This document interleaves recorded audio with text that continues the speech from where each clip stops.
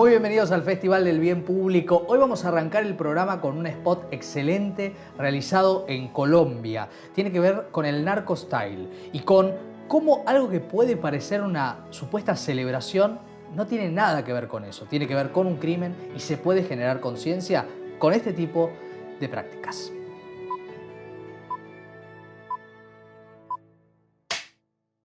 Pablo Escobar died 27 years ago, but entertainment industry keeps his legacy alive, kicking and making money in the way. As Colombians, we wanted to be part of it. So, we launched Narco Store Worldwide, an official online store with more than 200 specially designed products, inspired by Pablo and the Colombian cartels, tailor-made to match the size of the admiration. The world devoured it. But as an entertainment, nothing was what it seemed. When people tried to buy, they were confronted with the reality behind Narco Pride, the stories that movies and series never told. Soy Magdalena Gómez, soy esposa de Nacho Vargas, fallecido en uno de los atentados de Pablo Escobar. Quisiera decirle que el proyecto de vida que creamos juntos lo he tratado de hacer en nombre de nuestro amor. Narco-terrorism victims' daughters, wives, husbands, sons asked buyers to change the money destination. Te pido que por favor no inviertas tu dinero en artículos de este asesino. Puedes invertirlo en la Fundación Colombia con Memoria, que ayuda a las víctimas de la violencia. Un sitio de internet que ofrece prendas alusivos a Pablo Escobar generó polémica. Une campagne spectaculaire, en particulier Narco Store, spectacular campaign, especially to foreigners that idolize Pablo. Hay muchos jóvenes deseosos de ser Pablo Escobar porque no conocen la verdadera historia de él.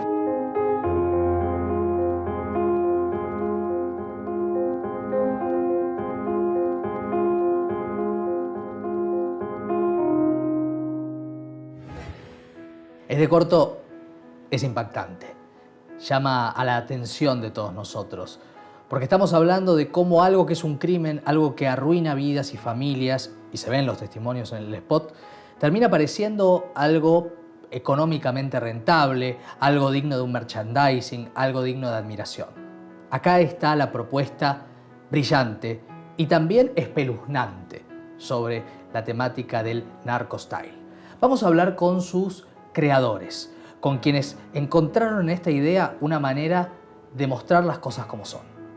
En Ogilvy sentimos la necesidad de hacer esta campaña porque vimos que la narrativa del narcotráfico estaba cambiando mucho, digamos, tomando distancia de lo que vivimos, ¿no? Como generación que vivimos eso muy de cerca, y las nuevas generaciones estaban teniendo esta narrativa creada desde Hollywood, desde Europa, incluso desde la misma Colombia, cuando empezamos a narrar las historias de los narcos. Pero digamos que se quedó el tema muy superficial y básicamente quedó el tema como el estilo de vida incluso del narcotraficante, pero no se evidenció todo lo que quedó atrás, ¿no? La cantidad de familias rotas, la cantidad de víctimas. La mayoría de las víctimas son hijos de personas que fallecieron en el atentado del avión de Avianca, que estalló por una bomba. Ellos, digamos que se acercaron a nosotros, básicamente nos dijeron que querían una campaña para evidenciar el tema porque este caso realmente nunca se ha descubierto realmente qué fue lo que pasó. Claramente todos los indicios apuntan a que fue Pablo Escobar y sus sicarios, pero digamos que todavía el caso sigue andando. Entonces, básicamente ellos querían que tuviéramos una campaña, digamos que pusiera otra vez el tema sobre la mesa, que generara ruido, pero que pusiera en primer plano a las víctimas. The stories that movies and series never told. Soy Juan Francisco Vargas Gómez, hijo de José Ignacio Vargas Mendoza, quien murió en la bomba al avión de Avianca el 27 de noviembre de 1989. Pues si tuviera aquí a mi papá enfrente, quisiera decirle que su legado sigue vivo. escuchar sus testimonios fue bastante duro, fue desgarrador, pero al mismo tiempo, por ejemplo, ver a los hijos de las víctimas trabajando conjuntamente con los hijos de los narcotraficantes fue muy esperanzador, ¿no? Bueno, dice como, bueno, ahí está la luz, ¿no? Es el tema no del olvido precisamente, sino del perdón, de seguir adelante, pero de entender realmente la problemática y no quedarnos simplemente con lo que se ve desde afuera. El aporte de Juan Pablo, el hijo de Pablo Escobar, fue valiosísimo en la campaña y creo que le dio un peso y una relevancia muy grande, digamos, y adquirió como otro peso, además que él ha viajado por todo el mundo, digamos, enviando este mensaje. Entonces, digamos que la campaña también, gracias a él, llegó a sitios como que no teníamos ni idea, como Asia, Arabia Saudita, y creo que eso también ayudó mucho.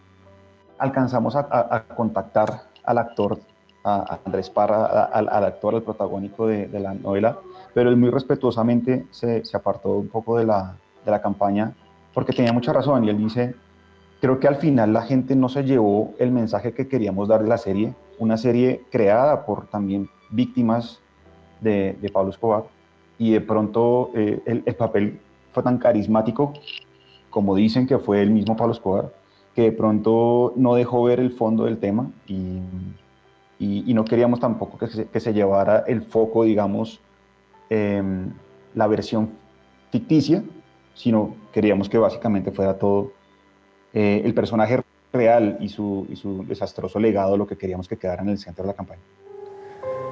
Puedes invertirlo en la Fundación Colombia con Memoria, que ayuda a las víctimas de la violencia.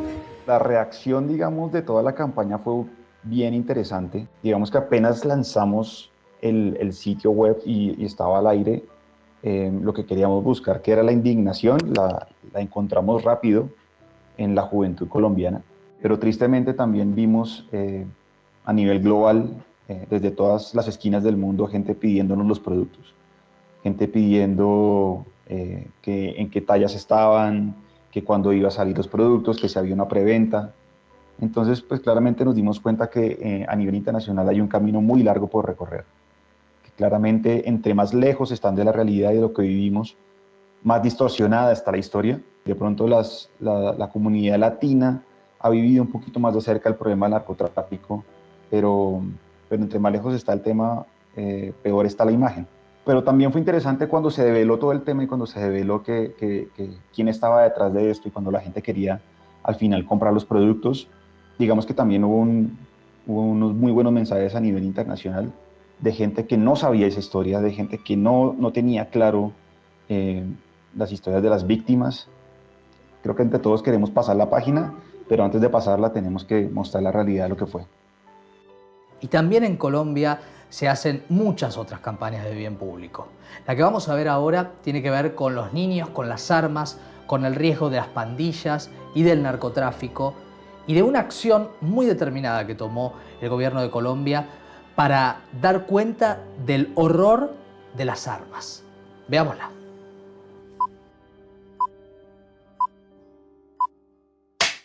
Matar no es tan fácil porque a más de uno le tiembla la mano. Me siento como dijeron asesino ya tan pequeña. Yo no tengo la suficiente edad para estar en esas cosas.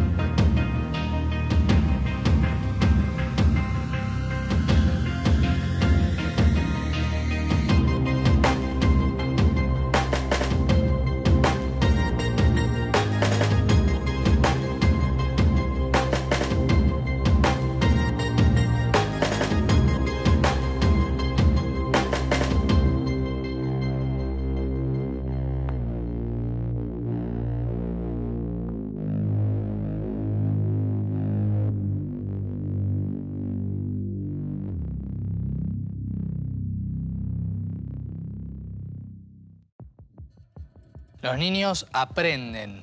Es una de las frases con las que termina este spot espeluznante. El tema es qué aprenden, ¿no? Que incluso qué códigos más sutiles que la palabra o los objetos que tienen que ver con la violencia se les meten en la cabeza, y es un tema. Te veía muy atravesado por lo que veíamos, Hernán. ¿Te emocionaste? Es un tema muy grave que lo vemos muchas veces con mucha urgencia en Centroamérica, en este caso es Colombia también, sí. Pero que tenemos situaciones que pueden ser mucho más cotidianas. Me parece que es muy importante la idea de los niños aprenden y lo que puede pasar cuando el Estado se retira, cuando el sistema educativo se retira. Así es. Entonces hay otros intereses que avanzan, que no avanzan en función de los derechos, sino de otras cuestiones. Exacto. Y ahí es donde los chicos efectivamente pueden aprender de esos otros modelos. Por lo tanto, ahí es muy importante que haya un Estado presente, un Estado que tenga la posibilidad de garantizar derechos, de acompañar a las familias para que estén con sus chicos y que puedan evitar el contacto de los niños, los adolescentes con las pandillas. Exactamente, un tema central y que preocupa, por supuesto, a los padres y a las madres muchísimo. El 70%, según una encuesta de UNICEF, de los hogares argentinos, en el 70% hay situaciones de violencia infantil, y durante el aislamiento los llamados a la línea 137 crecieron un 20%.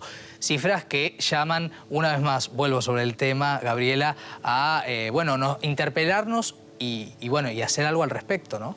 Sí, llama en principio a la escuela a estar presente, porque la escuela ha seguido enseñando, aún en tiempos de pandemia, pero en el fondo este spot me resulta esperanzador. Siguiendo la misma línea de lo que plantea Hernán, sabemos que la violencia no es genética. La violencia es producto de matrices aprendidas. Entonces, si se aprendió mal, se puede desaprender y se puede reaprender. Y esa es nuestra responsabilidad como adultos.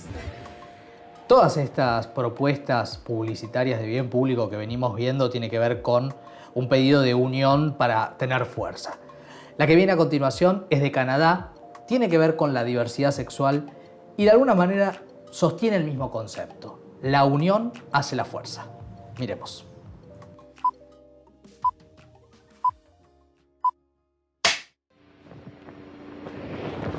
Violence against the LGBT community is common, even sanctioned in some parts of the world. Russian authorities failed to prevent and prosecute homophobic violence. Les crimes transphobes ont atteint des sommets au Brésil. The murders of 3 transgender women in Louisiana are part of a disturbing trend.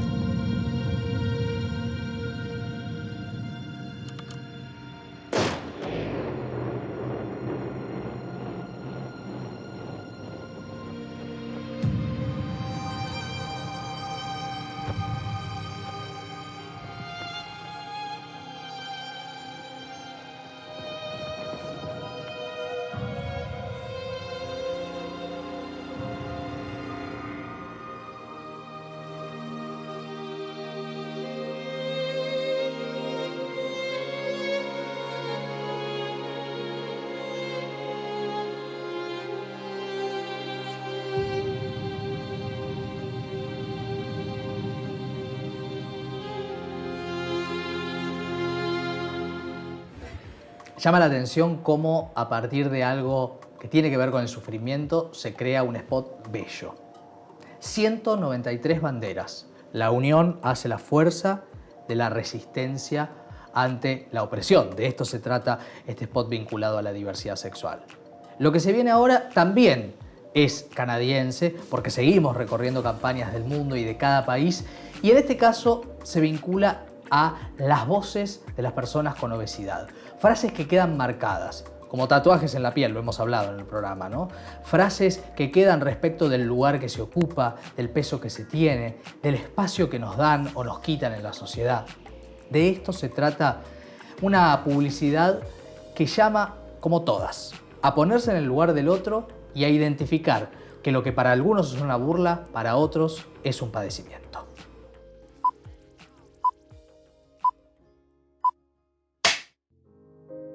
What's the hardest part of living with obesity? The feeling that I'm being judged, whatever I choose to eat. That nagging sense that I'm an embarrassment to my kids. Stairs, and people who stare. The look of dread on every passenger next to an empty seat. That first glance that tells me I failed the interview before it's even started. Knowing that I just don't fit in to the seats or life in general. Wondering if I'll ever feel comfortable on a beach. The fear that I won't be around to meet any grandchildren. Actually, the hardest part of living with obesity is people thinking that I brought it on myself. I wish everyone understood. It is so much more than eat less and move more. Obesity is a complex disease. Not a life choice. Let's help change attitudes. Let's lose the weight of stigma.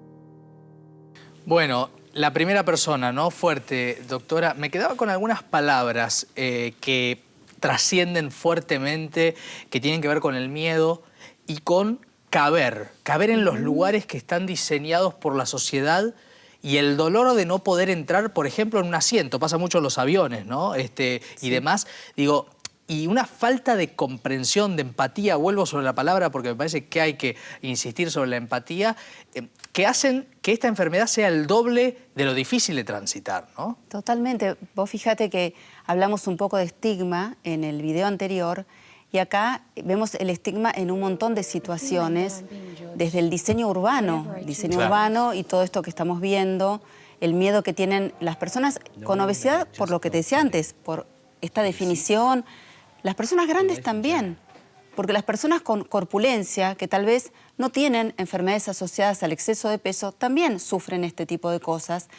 Y otra cosa que es muy fuerte es esto de el miedo a subir la escalera y el miedo a que me miren. O sea, el miedo a la mirada del otro. Y porque realmente tenemos que ir cambiando un poco la mirada social del diferente. Es el distinto. Claro. En medicina se usa este índice para hablar de riesgo, pero no es lo único que viven las personas con obesidad. Y otra cosa importante es empezar a nombrar a la persona. O sea, son personas que tienen obesidad o que pueden tener otra condición, pero no marcarla por esa condición. Exacto. A mí este video me genera mucho, me identifica mucho, porque cuando vienen los pacientes a mi consultorio, por ejemplo, siempre miran con qué les voy a tomar la presión, porque también hay estigma en la consulta médica cuando, por ejemplo, no utilizamos un manguito para tomar la presión del tamaño adecuado. Entonces, le ponemos el manguito y no se puede tomar. Entonces, mis pacientes me dicen, pero doctora, ¿este manguito es para mí? Claro que sí, porque tenemos que tener para todos nuestros pacientes. Claro. Entonces, la verdad que este video es muy impactante y nos pone muy en primera persona lo que viven las personas que tienen exceso de peso. Sucediendo esta situación desde el punto de vista social, desde los discursos, desde el diseño urbano, incluso desde los asientos, insisto, quizás esto también le complica más a los pacientes con obesidad la situación de ir a pedir ayuda de pronto de algo muy habitual como es un psicólogo, ¿no? Me parece que hay muchas variables médicas que son necesarias para atravesar cualquier enfermedad y que la estigmatización complica el acceso, ¿no? Absolutamente. Te voy a decir, por ejemplo, uno de los temas más difíciles para las mujeres con obesidad es ir a la ginecóloga o al ginecólogo. Claro. Porque la situación del examen ginecológico, que es en una camilla, que a veces no está adaptada para pesos más altos, genera una situación de tremenda incomodidad. Otras son algunos estudios de imágenes que tienen un límite de peso, con lo cual antes de hacer el estudio tienen que preguntar si pueden caber en el aparato. Claro. Entonces, un montón de situaciones. Y la humillantes, otra, ¿no? Humillantes. Y la otra es cuando una persona con obesidad va a un médico por otro tema. Va porque de repente tiene un dolor en el oído. Sí. Y se va de la consulta médica con el mensaje de esto es porque tiene obesidad. Entonces, también hay una ¿Todavía falta están esos discursos, absolutamente, doctora? También hay una falta de respeto a la persona que hace una consulta por otro tema. Y porque en ese momento no está yendo a tratar su tema de obesidad, que además debe ser encarado por profesionales que tengan cierto entrenamiento. Claro. Porque lo que nosotros tenemos que conseguir no es asustar, que es lo que vimos en el primer video, sino ayudar a generar un cambio de conducta y una relación distinta, en este caso con los hábitos, y no solamente hacer una dieta, porque la dieta es algo cortoplacista, es algo que es restrictivo, es cortoplacista, pone foco solamente en el número en la balanza, y eso es algo que tenemos que ir desterrando también. Y echarle toda la culpa nada más que al paciente, no acompañarlo. Hacer la dieta, encargate vos muchas veces, ¿no? Absolutamente. Australia suele ser un país que genera muchas campañas y muy buenas de bien público. La que viene ahora habla de los prejuicios y habla de cómo a veces cometemos el error de considerar a una persona por su discapacidad, por una característica física, por algo que no es la persona. Ver a la persona es la propuesta de lo que viene ahora.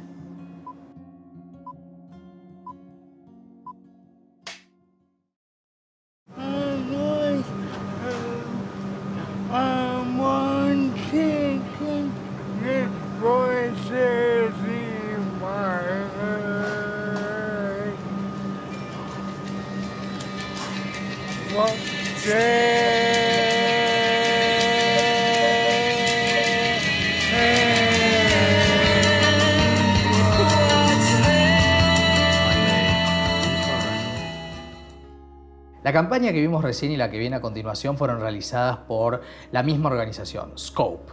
Y ahora vamos a escuchar música. Vamos a ver a una banda, se llama Radley Interrupted, que tiene en sus 5 miembros a personas con algún tipo de discapacidad. El resultado musical es maravilloso y el llamado a no discriminar, el llamado a correr los prejuicios e incluir es muy claro, a punto tal que fue premiada en el Festival de Cannes hace algunos años. La compartimos.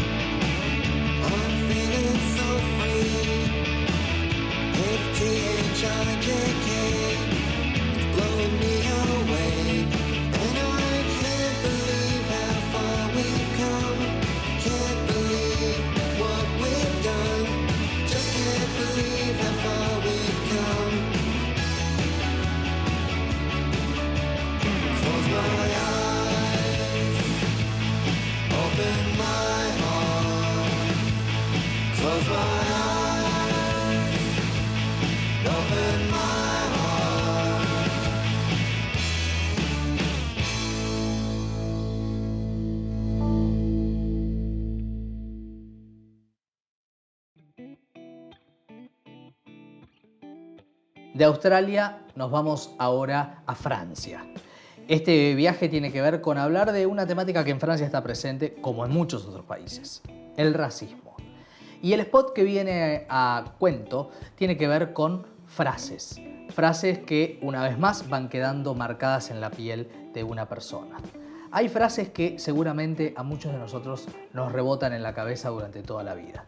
Va por ahí y además le vamos a sumar a este spot la palabra de alguien que habla de la discriminación, que conoció la discriminación y que es un artista que admiramos y aplaudimos siempre como el Negro Rada. De esto hablamos.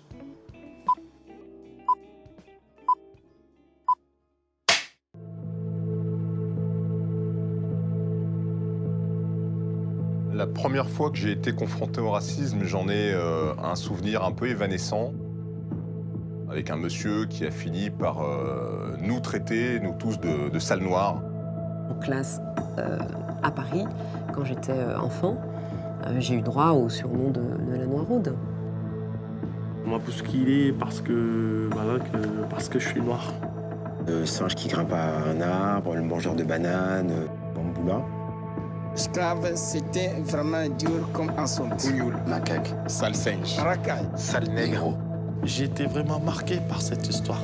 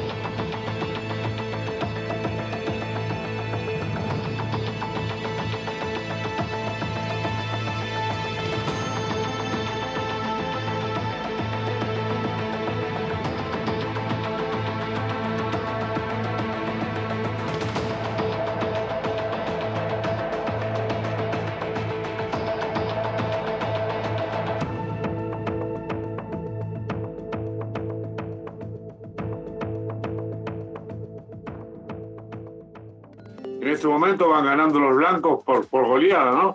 En cuanto al racismo, la discriminación y la falta de respeto a los distintos colores de la gente.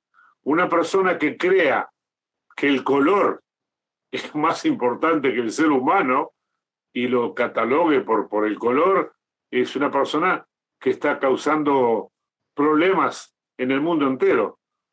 Pero ¿qué va a hacer? Es una enfermedad que viene con nosotros, una enfermedad que viene. Mi madre, por ejemplo, yo tenía una novia blanca y mi madre me decía, dejala porque te está usando, después se va a reír de vos. Entonces, mi hija también tenía esa onda, ese complejo de que el blanco me iba a tratar mal. Y terminé casado con una mujer blanca judía de Villa Crespo. Armé un relajo bárbaro. Y todo bien, todo divino. Tengo unos hijos divinos, súper inteligentes, capaces, buenos músicos, buena gente. Lo que pasa es que, ¿cómo explicarlo? Por ejemplo, si vos ves los programas de televisión en Argentina, no hay negros. En Uruguay, en la televisión, no hay negros. No pueden imaginar mucha gente blanca en Argentina, en Uruguay. Un negro psicólogo, un negro médico, un negro arquitecto, o un negro campeón de ajedrez. No se lo pueden imaginar. Entonces, los laburos que te dan es de negro. O sos portero, o sos, no sé, trabajás en un restaurante, o sos el pianista del lugar. Yo lo que aprendí en muchos años es que yo no soy culpable de esto que pasa en el mundo. Nadie es culpable, ni el Cabecita Negro, nadie es culpable. En la televisión argentina, por ejemplo, los grandes cómicos de la gente siempre hablaban, fuimos a un baile, estaba lleno de Cabecita. Y todo el mundo se acostumbra a decir Cabecita, ¿me entendés? Pero ¿qué va a hacer? Yo tengo una canción que se llama Negro, no sé, la escuchaste también, Negro que viví cantando, negro que viví soñando, negro Dios te trajo al mundo, negro para tener hijos, negro si tú los tuviste, negro fue porque Dios lo quiso. Volví a cantar, si vos no cantás no va, o sea, si vos no luchás no va. Si vos no luchas, no va.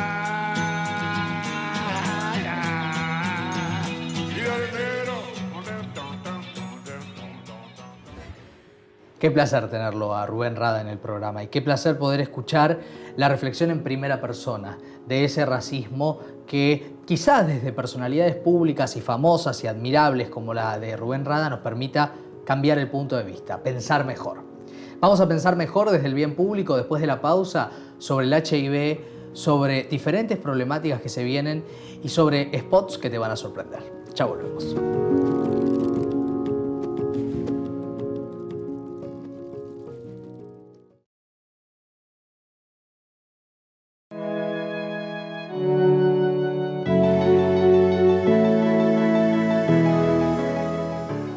Y vamos a seguir ahora quedándonos en España con varios spots españoles. En este caso, el primero tiene que ver con el VIH, con aquella pandemia, no la que estamos viviendo, y cómo ha modificado la fórmula de comunicación la humanidad para poder cambiar hábitos y para poder prevenir la transmisión del VIH. Esta es una de las primeras campañas que se conocieron. Se llama Póntelo, Pónselo.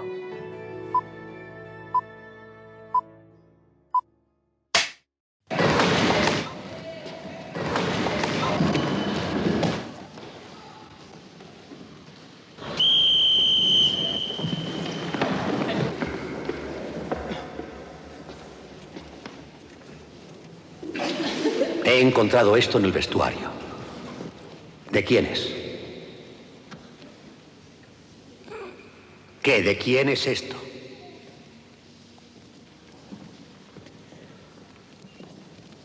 Mío. Mío. Mío.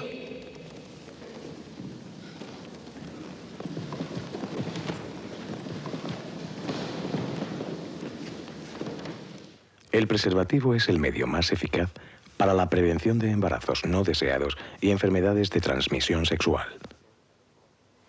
Póntelo. Pónselo. El origen viene de ese concepto, del póntelo, pónselo, viene porque en el 80 y pocos surge el SIDA. En España se conoce muy poco. casi 5 o 6 años después empiezan a aparecer más casos y sobre todo lo que aparece es una percepción de terror respecto al desconocimiento del SIDA, que hay que acordarse que esto eran los años 80. Se encarga esta campaña con el objetivo de seguir concienciando a los jóvenes, que en su día fue una campaña muy valiente porque tuvo en contra a mucha parte de ciertos poderes de la sociedad. ¿Por qué esta publicidad fue tan polémica cuando salió? Lo vemos con 30 años después, pero en los años 80 en España seguía siendo un tabú hablar de sexo. El preservativo era algo que todavía no se decía en público. De hecho, entrar en una farmacia siendo un menor podían negarte el preservativo dependiendo de la ideología o del pensamiento de esa farmacia. Y el otro elemento que todavía consideraba siendo un tabú era lo que creo que es más valiente de la campaña en ese momento, porque era póntelo, pónselo. Invitaba también a las mujeres a tener un rol y una parte activa en la decisión a la hora de mantener relaciones sexuales de la forma segura. Ese matiz de pónselo es lo que en los sectores posiblemente más tradicionales de la sociedad española fue muy valiente sacarla. Hubo detrás una ministra muy valiente para sacar esta campaña, hubo muchos problemas y cuando lo sacaron fue un éxito.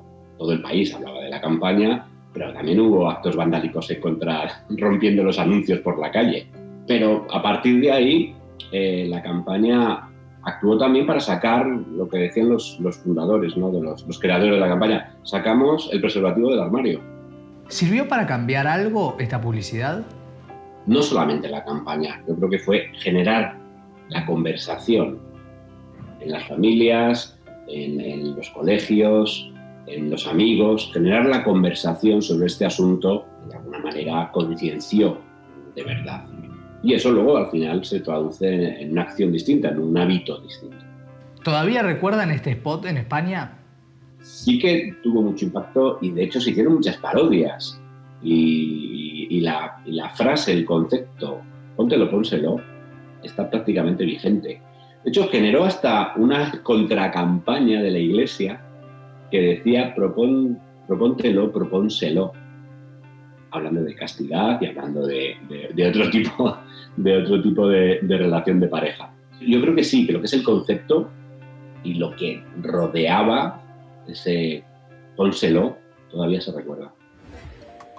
Y esta pandemia del VIH también tiene que ver con la estigmatización. Las personas que transitan la vida con VIH muchas veces son estigmatizadas, señaladas, y la Cruz Roja decidió hacer una campaña sobre ese aspecto en particular, para que aquellas personas que transitan la vida con VIH puedan darse la vuelta, puedan no tener que esconderse. Mirá qué interesante.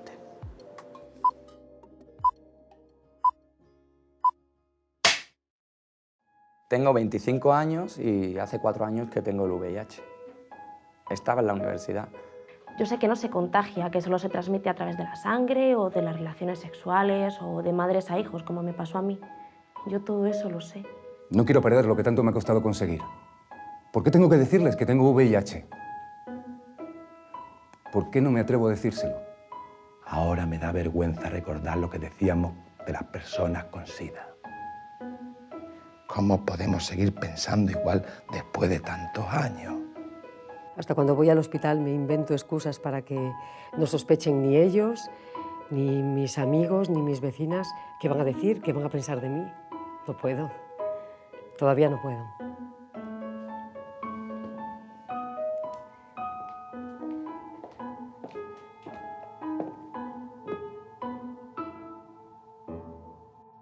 En España se han realizado muchas campañas de bien público para tratar de financiar la búsqueda de la cura para el Alzheimer. De esto se trata el spot que viene ahora, la misión de una publicidad de bien público.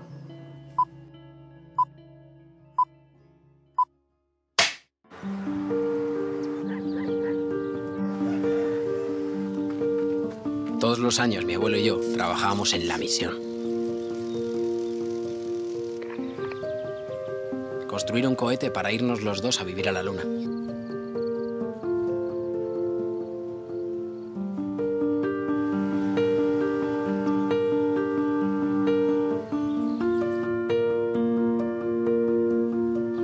cada año íbamos consiguiendo las piezas.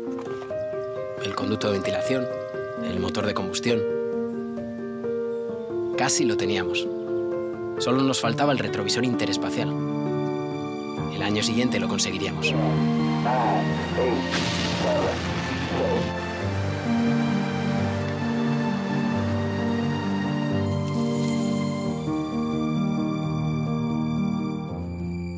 Pero ese año me di cuenta de que mi abuelo ya se había ido sin mí.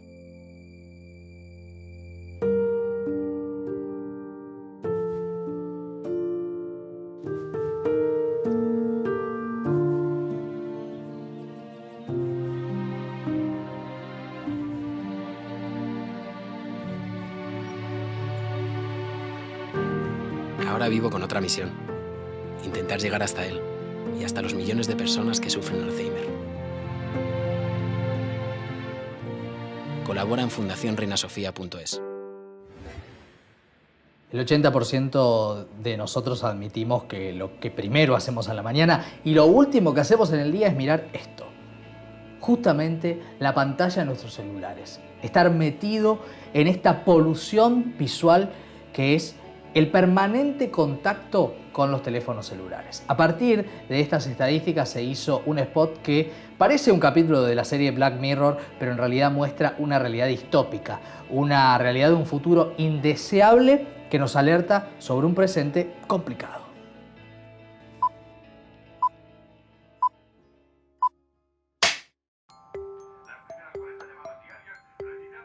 Hola, si te consideras un padre moderno, esto te interesa. Tablet, smartwatch, ordenador, la tecnología ha llegado a todo menos a lo más importante. Por eso, en SP Future hemos creado productos que facilitan la vida de los más pequeños y la de sus padres.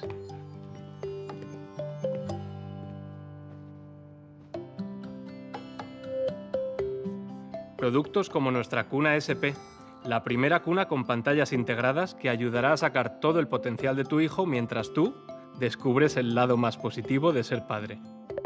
Las pantallas de la cuna SP están programadas para responder a las necesidades de tu bebé, ayudándole a aprender más y más rápido, incluso en varios idiomas. Con ellas mejorará sus habilidades sociales para que triunfe de mayor y lo calmará si se despierta por la noche, para que tú también puedas relajarte. Porque tu bebé se merece unos padres más desconectados. Lo tenemos. Te escandaliza, ¿verdad?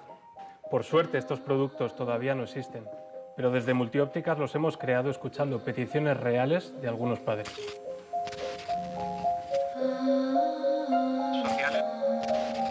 Ayudándole a aprender más y más rápido. Y lo calmará si se despierta por la noche.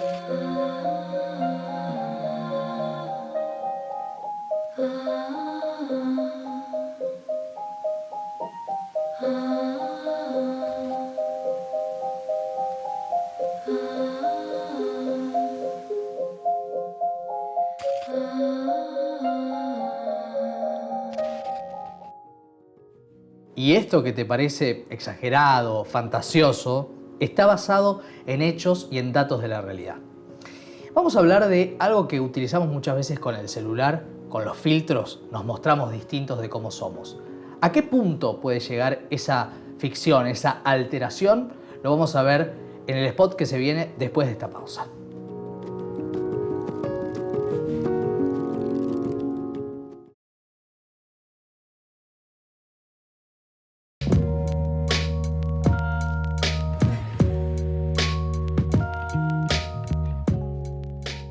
Hablamos de los ideales de belleza en esta parte final del programa. Ideales de belleza muy distintos entre lo que podemos ser y lo que se nos exige que seamos.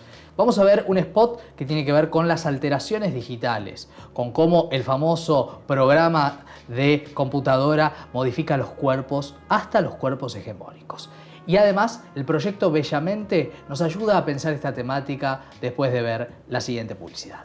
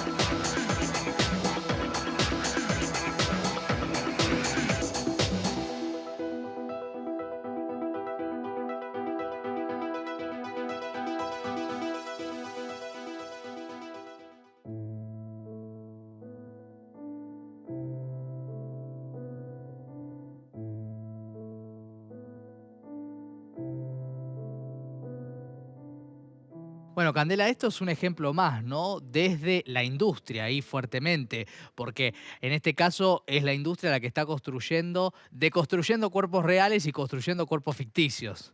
Y es increíble poder ver, ¿no?, el detrás de escena. Creo que ahí está el punto. Cuando estamos en la vía pública caminando y vemos carteles en la calle o las imágenes que vemos en las revistas, no nos ponemos a pensar en el detrás de escena que tienen toda la producción, del maquillaje, el peinado, de la cantidad de fotos que se sacan, después se selecciona una y después recién esa es la que se va a alterar digitalmente. Entonces creo que es interesante pensar, porque eso que vemos como algo casual, algo espontáneo, tiene un detrás de escena enorme que está lejos de ser espontáneo, y que bueno, quizás nosotros y nosotras queremos alcanzar a tener ese tipo de cuerpo. Entonces creo que es importante que se nos empiece a representar, ¿no?, las imágenes que vemos. Y es importante porque lo que no vemos, lo que no nombramos, no existe, ¿no? Claro, claro. Y somos diferentes, pero en realidad somos todos y todas diferentes, ¿no?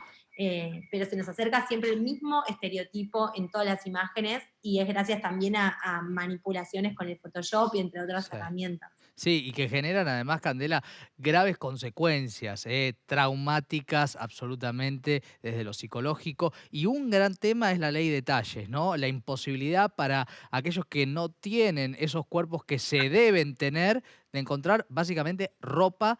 Hay que hacer una especie de investigación internacional para encontrar algo y que también es muy traumática toda la situación de probarse y demás, ¿no?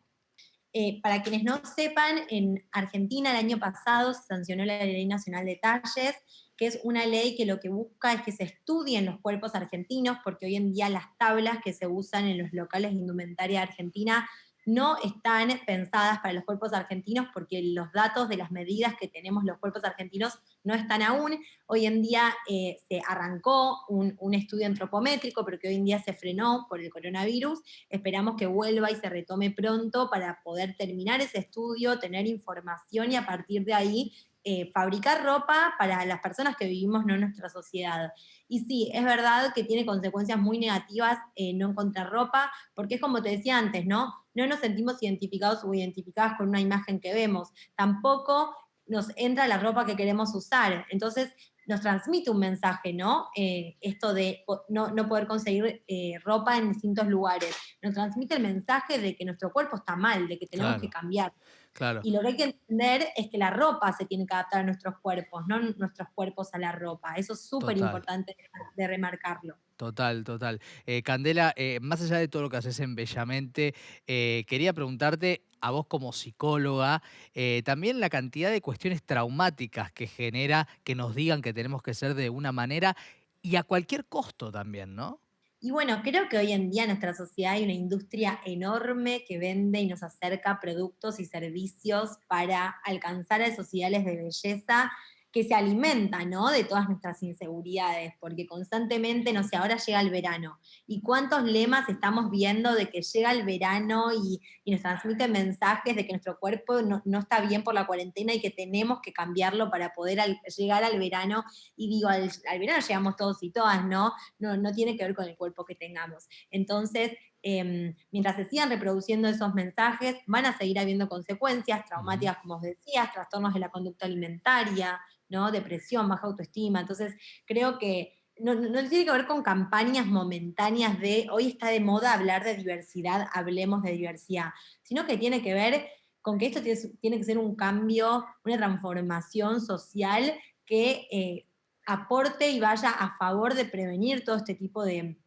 trastornos y que apunte al bienestar personal y que tenga una consideración de que la salud es la salud física, emocional y mental, y no reducir siempre la salud solo a lo físico, ¿no? Creo que es importante, y más este año nos estamos dando cuenta que la salud mental es muy importante y hay que cuidarla y trabajarla. Entonces, así como estamos cambiando a nivel país un montón de decisiones muy de a poco, ojalá que vaya mejorando con todo lo que tiene que ver con cuidar el medio ambiente, creo que también es importante que cuiden nuestra salud mental y creo que la industria publicitaria tiene que hacerse cargo de los mensajes que transmite. Y después de este recorrido por diferentes países con campañas muy disímiles, desde la violencia, desde el narcotráfico hasta el bullying y los ideales de belleza, los invitamos a que puedan ver programas anteriores del Festival del Bien Público que están todos en nuestro canal de YouTube. En Instagram también nos pueden seguir para ver fragmentos más breves y en Twitter hay textuales de lo que han dicho cada uno de nuestros invitados, entre otras cuestiones. La próxima semana hay mucho más acá en el Festival del Bien Público y los esperamos. Chau.